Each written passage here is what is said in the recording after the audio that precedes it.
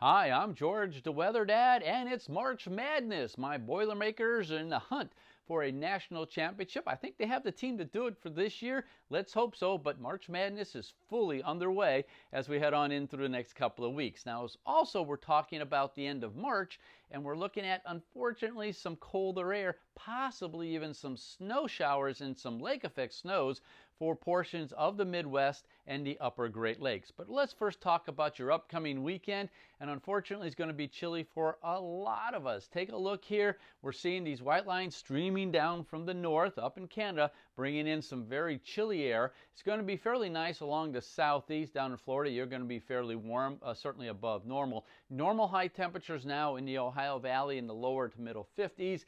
Temperatures are going to be a little bit below that, looks like, on your Saturday, especially on your Sunday, as we see this blue, greens, and yellows. Yellows indicating, again, normal temperatures. You see that working its way in. Very warm temperatures, again, down in Florida. But this cold air will continue to head south as we work our way on into next Monday. Take a look. The greens work its way almost down into the southeast, down in portions of Atlanta. You're going to be below normal. But this cold air will push its way out because by Wednesday, we are looking at a pretty nice warm-up. You can see that there. Some warmer temperatures there in the central U.S. and even working its way into portions of the Ohio Valley, certainly the southeast. But unfortunately, by Friday, here we go again. Another shot of cold air worked its way in, another frontal system. Now, this map here is a good representation of what happens here during the springtime.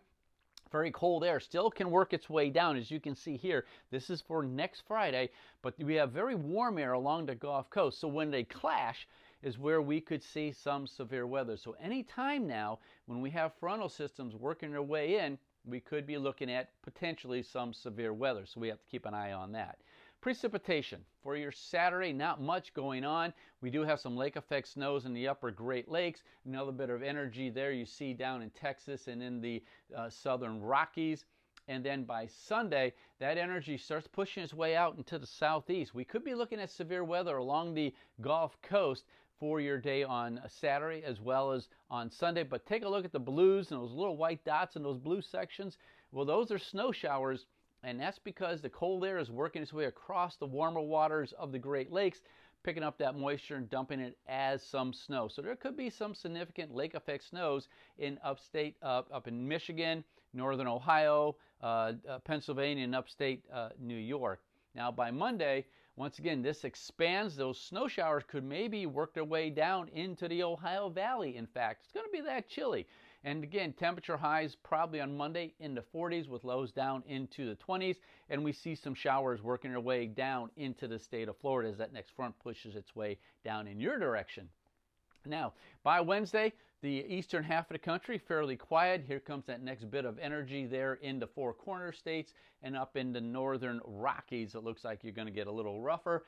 Here by Saturday, you can kind of see that front pushes its way towards the east. So by Thursday and Friday, this area of the country, we could be looking at another round of severe weather. As I said, fronts move in, bringing cold air down from the north. That warm moisture streaming northward out of the Gulf of Mexico, where the two meet. Well, that's where we could have some severe weather. And this is our Friday map. So that front will be pushing its way across the Ohio Valley, the Great Lakes, Tennessee Valleys, and the Gulf Coast there on Thursday and Friday. So we're going to have to watch this area here on Thursday as well as on Friday. Now, beyond that, for the next weekend, the National Weather Service 6 to 10 day outlook, fairly warm down in Texas, but very cold up across the northern half of the country, fairly normal elsewhere. Precipitation, well, we're starting to see a change again. California right now, the west coast fairly dry, but by next weekend, that pattern starts changing. More precipitation there along the west coast, and it looks like most of the country is going to be fairly wet as well. Once again, as those fronts continue to push their way down out of Canada. Now let's go a little bit further to the end of March, and you can see here below normal temperatures across the west and above normal across the northeast and southeast, near normal right smack dab here in the middle. Now this is significant because this is the end of March.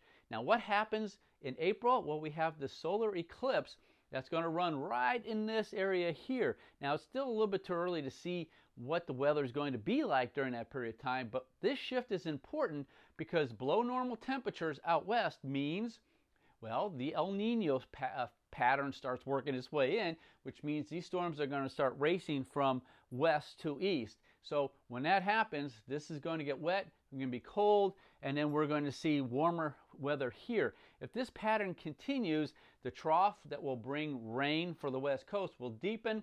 The ridge will eventually dry out this area of the country, and that's where the solar eclipse will be heading. So right now, by April 8th, that's the solar eclipse.